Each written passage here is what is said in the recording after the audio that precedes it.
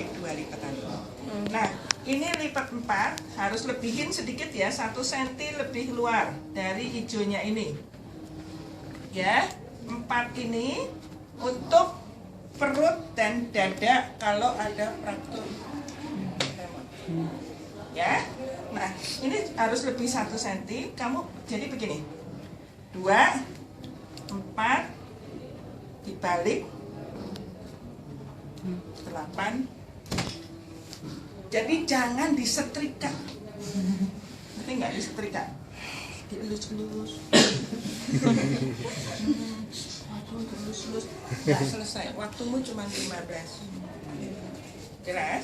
Jadi kamu harus cepat sekali gerakannya. 1, 2. Ya. Nah, satu hal yang saya ingin ingatkan pada Anda, kalau ada fraktur di kaki, femur atau tibia fibula, ya, itu tolong siapkan dulu semuanya ini. Jangan nanti ngelipat satu ditempel, nanti balik lagi lipat lagi, jangan. Itu tidak profesional namanya. Ya, kamu butuh berapa tatat, kamu lipat tatat, kamu baru pasang, gitu. Oke? Nah, sekarang saya ingin peragakan satu anak sini.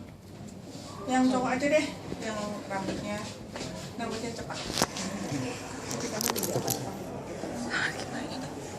Bantuin. Sini Ya.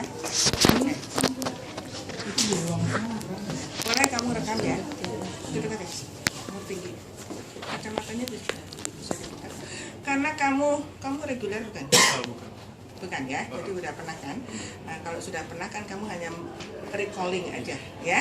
Jadi kalau kamu mau melipat ada luka di kepala ya, kamu harus ditekuk 2, kamu mulainya dari tengah selalu.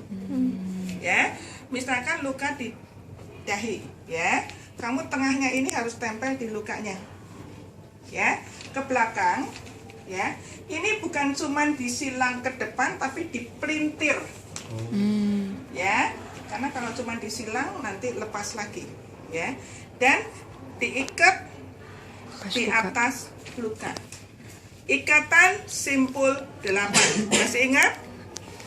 Ya, nanti saya peragakan simpul 8. Oke. Jadi kenapa harus di atas luka? Supaya dia ngedap lukanya juga. Kalau ada luka terbuka, kamu harus ceritakan, harus dilakukan asepsis antiseptik dan didap pendarahannya. Kalau ada perdarahan, ya, ingat ya. Nah, kita pakai sarung tangannya berarti sebelum antisepsi. ya. Kita itu Ya. ngomong doang. Sarung tangan tuh mesti Ngomong doang pakai sarung. Kita pakai sarung tangan. kalau disediakan kamu pakai, kalau nggak disediakan nggak usah. Nah, kalau Ya. debnya kita deb beneran atau cuma ngomong doang? Ngomong aja. Ngomong aja. Ya. Dan inform concern jangan lupa. Tadi yang di sini tadi sudah saya ceritakan. Sebelum inform concern kamu harus diagnosa. Diagnosanya kepada penguji pakai bahasa kedokteran, kepada pasien bahasa awam. Kemudian mintakan inform consent, kalau ada disediakan tertulis kamu minta tanda tangan, kalau tidak kamu ngomong. Harus cuci tangan sebelum dan sesudah tindakan, harus semua OSCE ya, ingat ini pun juga harus ya, jangan lupa. Dan ini kalau di dahi, kalau di temporal ya, selalu ingat bahwa kamu bagi 2 rata supaya nanti ngikatnya gampang. Mulai di tengah temporal ya, kamu tempel di atas lukanya ya, terus ini ke bawah, ke belakang sini, di belakang kuping, di sebelah atas kuping ya. Yang satu ke depan, yang satu ke belakang, diputer, diikatnya di atas luka lagi. Jelas? Kenapa harus di belakang kuping? Supaya kupingnya buat ganjel, nggak lari. Ya, tapi di sebelah atas bukan di sebelah bawah. Oke? Ya, kamu merasakan, kamu tahu ya. Ya. Jadi nggak lihat tapi kamu merasakan. Ya, ingat ya. Ini temporal.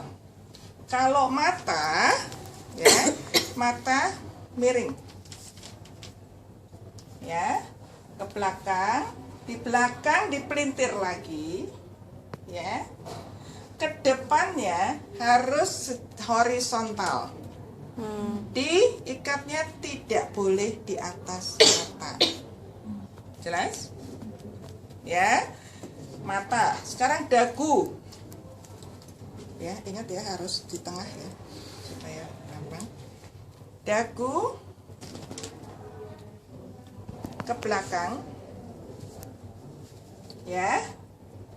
Ke belakang ini kamu harus salah satu, mau di kiri atau mau di kanan. Ininya di kupingnya ya, kamu bikin aja lurus ya. Di sini di belakang kuping ya, di sebelah bawah kalau ini ya.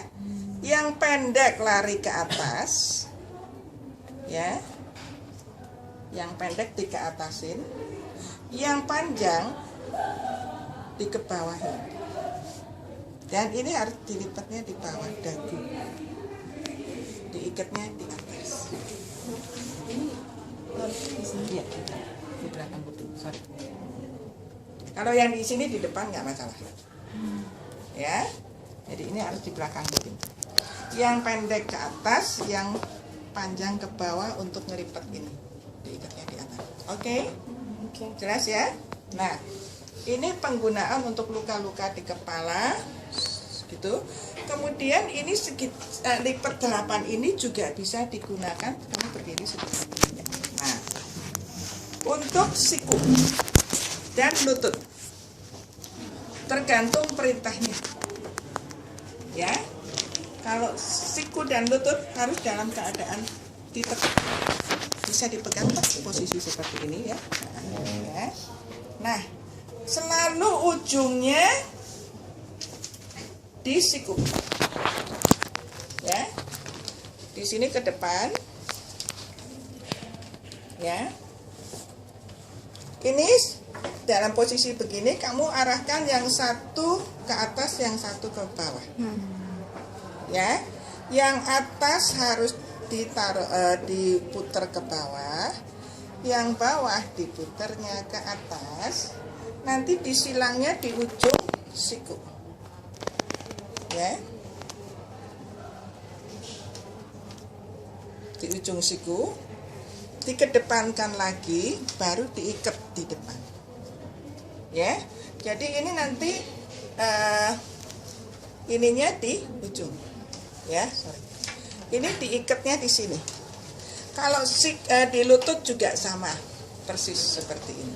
Jadi ini masih bisa digerakkan. Jelas? Tapi tidak bisa kamu mengikat dalam posisi tangan lurus begini, tidak bisa, harus ditekuk sedikit. Ya. Oke, kamu tutup lagi. Kalau bedanya yang untuk pakai bidai sama yang pakai ini merah, ya balik gulung apa buat siku? Nanti. Kalau siku nanti ya. Kalau pakai pembalut gulung nanti. Sekarang kalau untuk menggendong, ya coba berdiri.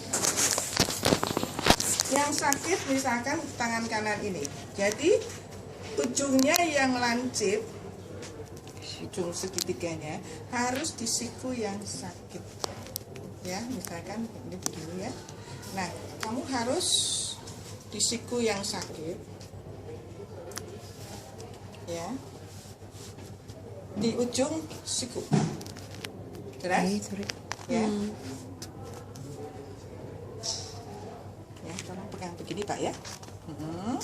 Nah, ini dilipat ke atas. Ya, ini kalau fraktur ini sudah dalam keadaan dibidai. Bidai lengan bawah harus posisi anatomis. Ingat, kalau kamu membidai tangannya begini langsung pel. Ya, posisi anatomis. Selalu mulai dari atas luka, bawah luka. Ya, jelas? 8 semua kan ya? Hah? Jari juga 8. Semua iketan kalau simpul 8. Ini kamu habis ini kemana? Kateter. Hah? Kateter prostat. Ini jam berapa? 11. Jam 11. Kok jamku baru jam setengah 11 lewat 10? Jamu jam berapa? 11. Malah jamku mati lagi. Ya?